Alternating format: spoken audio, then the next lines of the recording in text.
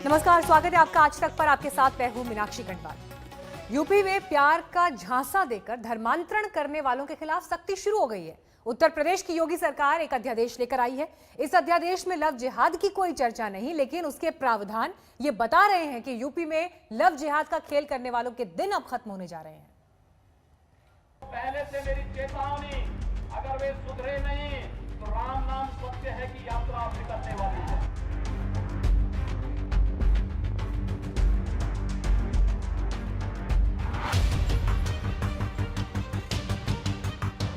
UP में love जिहाद पर कानूनी बंदिशों का इंतजाम कर दिया गया है। योगी आदित्यनाथ की सरकार ने ऐतिहासिक अध्यादेश लाकर प्यार की आड़ में धर्मांतरण कराने वाली जमात की जड़ें खोदने का इंतजाम कर दिया है। नए कानून के तहत झूठ बोलकर बलपूर्वक और कपटपूर्ण तरीके से किया गया या कराया गया धर्म परिवर्तन अपराध की श्रेणी में आएगा। स्वेच्छा से धर्म परिवर्तन करने के लिए जिला मजिस्ट्रेट के सामने घोषणा करनी होगी कि बिना किसी लालच और बहकावे में आए वो व्यक्ति धर्म परिवर्तन कर रहा है। अध्यादेश में ये भी प्रावधान किया गया है कि घोषणा के 2 महीने बाद ही धर्म परिवर्तन हो सकेगा। इसका उल्लंघन हुआ तो 6 महीने से लेकर 3 साल तक की सजा और 10,000 रुपए तक का जुर्माना हो सकता है। सिर्फ शादी के लिए अगर धर्म परिवर्तन किया गया तो ये मान्य नहीं होगा। इस कानून का उल्लंघन करने पर 1 साल से 5 साल की सजा और 15,000 रुपए तक का जुर्माना हो सकता है। अगर किसी नाबालिग या दलित या आदिवासी महिला का जबरन धर्मांतरण करने की कोशिश की गई तो ये सजा 3 साल से 10 साल और 25,000 रुपए तक जुर्माना हो सकता है। वहीं सामूहिक धर्मांतरण पर भी 3 साल से 10 साल तक की सजा हो सकती है और जुर्माने की राशि 50,000 तक हो सकती है। आए दिन लॉ एंड ऑर्डर के लिए समस्या खड़ी हो रही थी। हमारी सरकार ने निर्णय लिया है कि जबरन धर्म परिवर्तन केवल शादी के लिए अब संभव नहीं होगा। यदि कोई कानून तोड़ेगा उसके खिलाफ हम कड़ी कार्रवाई करेंगे। 10 वर्ष की सजा का प्रावधान किया गया है। यदि आपको धर्म परिवर्तन करना है, शादी करनी है, तो इसके लिए आपको 2 महीना पहले जिलाधिकारी को सूचना देनी होगी। अध्यादेश के जरिए योगी सरकार ने एक तीर से 2 शिकार किए हैं। योगी सरकार के अध्यादेश में कहीं लव जिहाद का नाम नहीं है, लेकिन प्यार और शादी के नाम पर झांसा देकर धर्मांतरण पर कड़ी कार्रवाई उसी की ओर इशारा करती है। दूसरा ये कि मिशनरियों के सामूहिक धर्मांतरण पर भी नकेल कस सकती है, क्योंकि इसमें संस्थाओं को भी सजा देने का प्रावधान किया गया है। जहां विशेष तौर से हिंदू लड़कियों का बहुत उत्पीड़न और शोषण हो रहा था और उसके कारण कानून व्यवस्था की समस्या भी खड़ी हो रही थी, तो सरकार की मंशा स्पष्ट है कि सख्त कानून, कठोर कार्रवाई और इस प्रकार की घटनाओं पे पूर्ण विराम, और जो इस प्रकार की घटनाओं को कहीं पर भी अंजाम देने की कोशिश करेगा उसी को लेकर के सरकार ने कदम उठाने का निर्णय लिया। लड़की के साथ दोस्ती करता है, संबंध बनाता है, धोखा देता है तो एक कानूनन जुर्म होता है, उसे कानूनन कड़ी से कड़ी सजा मिलनी चाहिए। लेकिन भारतीय जनता पार्टी, कमाल की बात, उस लड़की को न्याय दिलाने में तो कम दिलचस्पी है, लेकिन उसका राजनीतिकरण ज्यादा करना चाहती, राजनीतिक माहौल ज्यादा बना चाहती। यूपी में प्यार का झांसा देकर धर्मांतरण कराने के कई मामले सामने आते रहे हैं। योगी सरकार ने इन्हीं मामलों को अध्यादेश का आधार बनाया है, लेकिन यूपी की राजनीति से लव जिहाद की इतनी जल्दी विदाई नहीं होने वाली है। सियासत पर लव जिहाद का साया बना रहेगा। लखनऊ से शिवेंद्र श्रीवास्तव और कुमार अभिषेक के साथ ब्यूरो रिपोर्ट आज तक। योगी सरकार का यह अध्यादेश ऐसे समय में आया है जब कानपुर में लव जिहाद के 14 मामलों में एसआईटी की फाइनल रिपोर्ट आई। कानपुर पुलिस ने 14 ऐसे मामलों की जांच की जिसमें लड़की के परिजनों ने लव जिहाद का आरोप लगाया था। हमारे सहयोगी कुमार अभिषेक ने लव जिहाद की एसआईटी रिपोर्ट की पूरी जानकारी जुटाई है।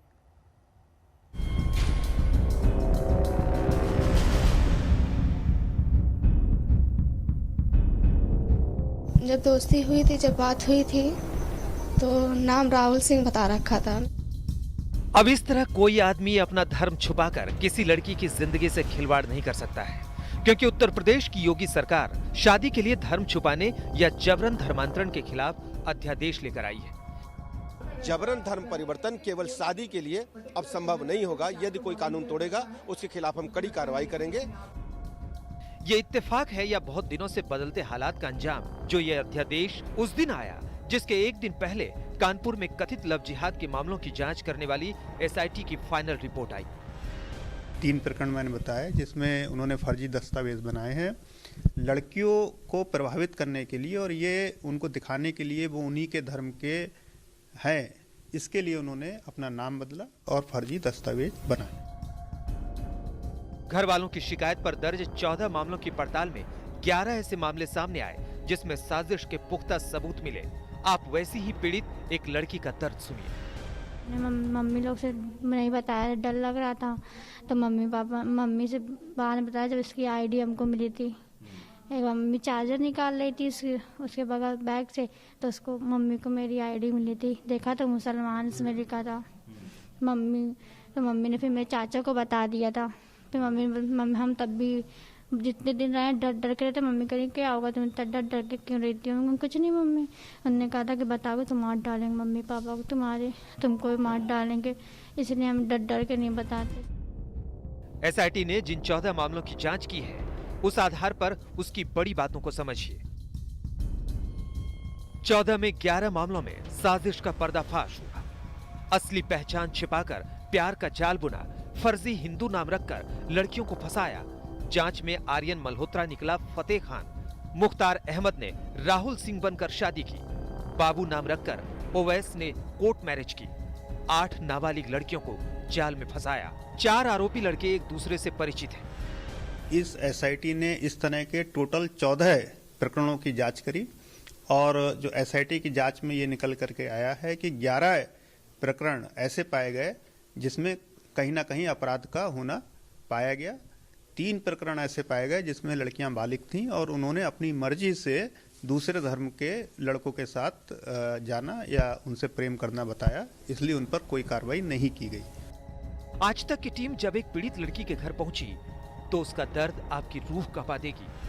जब वहाँ गए तब जाकर के पता चला, जब सिग्नेचर करने का टाइम आया तब पता चला कि हाँ मतलब मुख्तार अहमद आधार कार्ड पे लिखा है। तो मुझे बहुत खराब लगा, तो हमने कहा कि ये सब क्या है, मतलब मुख्तार अहमद, मतलब शॉक्ड हो गए बिल्कुल। तो कहने लगे कि हाँ ये सच है। अरे हमने सच है मतलब क्या सच है, हमने सच ये सब पहले क्यों नहीं बताया, आप तो राहुल सिंह बताते हो। वैसी ही दूसरी एक पीड़िता के साथ क्या हुआ ये भी जान लीजिए। तुम्हारे साथ क्या हुआ था? क्या तुम्हारे साथ भी नाम बदला गया था, दस्तावेज गलत दिए गए थे, आधार कार्ड, क्या हुआ था? मेरे साथ नाम बदल पाए थे, तो नाम बताया आर्यन मल्होत्रा। क्या नाम बता? आर्यन मल्होत्रा। बाद में पता चला था कि फतेह खान है। आर्यन मल्होत्रा उसने नाम बताया? जी, आर्यन मल्होत्रा बताया था।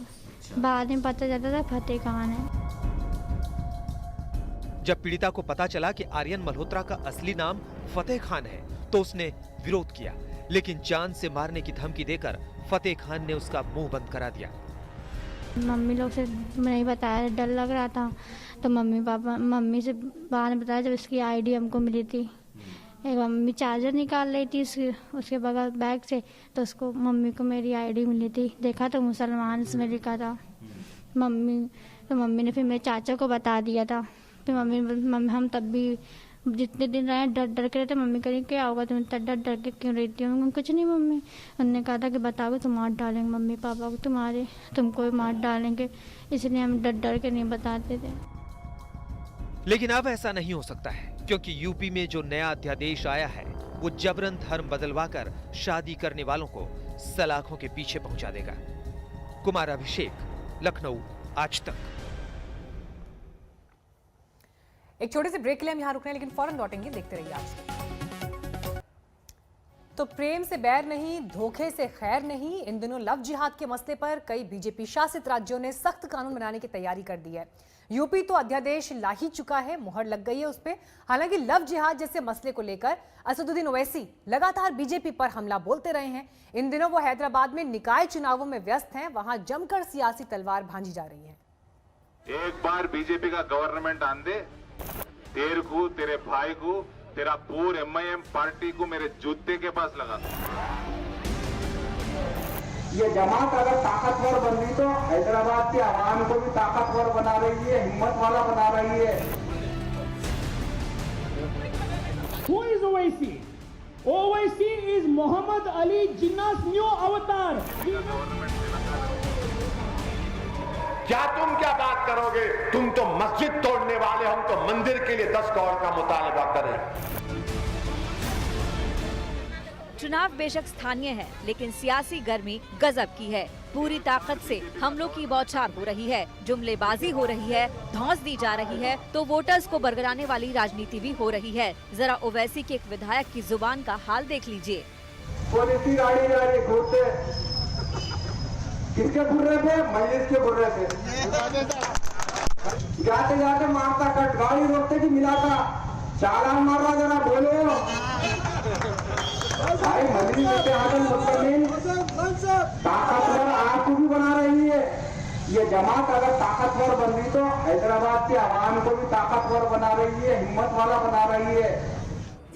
ओवैसी ने इस चुनाव में जीत के लिए पूरा दम लगा दिया है। चुनाव प्रचार की बागडोर उन्होंने अपने हाथों में थाम ली है।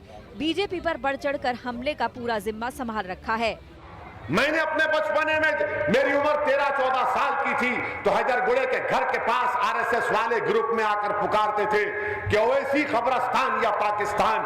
आज भी मेरे कानों में वो नारे गूंजते हैं। मैं नहीं चाहता हूं कि मासूम बच्चों की, इनके मेमोरीज को खराब किया जाए, मगर बीजेपी नफरत फैलाना चाहती है, घरों में तोड़ना चाहती है। अरे तुम क्या बात करोगे? तुम तो मस्जिद तोड़ने वाले, हम तो मंदिर के लिए 10 करोड़ का मुतालबा करें। हैदराबाद को स्थानीय सुविधाएं सुनिश्चित करने वाले ग्रेटर हैदराबाद म्युनिसिपल कॉरपोरेशन की 150 सीटों पर टीआरएस, एआईएमआईएम और बीजेपी में तिकोना मुकाबला है। वर्चस्व की इस जंग में बीजेपी भी पूरी ताकत से जुटी है। ईंट का जवाब पत्थर से दे रही है।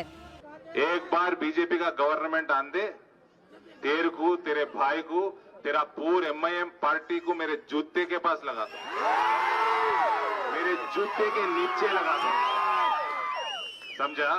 एक बार बीजेपी का गवर्नमेंट तेलंगाना में आन दे, तेरी जिंदगी भर मेरी जूती के नीचे गुजरता। टीआरएस के सामने एंटी इनकम्बेंसी से जूझने की चुनौती है, तो बिहार में कामयाबी के बाद ओवैसी की कदमों की रफ्तार बढ़ती दिख रही है। बीजेपी तेलंगाना में पहली बार सरकार बनाने की कोशिशों में जुटी है और इसके लिए ग्रेटर हैदराबाद म्युनिसिपल कॉरपोरेशन में अच्छा प्रदर्शन संजीवनी से कम नहीं होगा। हैदराबाद से आशीष पांडे के साथ ब्यूरो रिपोर्ट, आज तक। फिलहाल एक ब्रेक के लिए रुक रहे हैं, फौरन लौटेंगे, देखते रहिए आज तक। नमस्कार, मैं हूं अंजना ओम कश्यप। हमें उम्मीद है ये वीडियो आपको पसंद आया होगा। लेटेस्ट खबरों के लिए यूं ही देखते रहिए आज तक और इस वीडियो के पसंद आने पर लाइक, शेयर एंड सब्सक्राइब करना ना भूलें।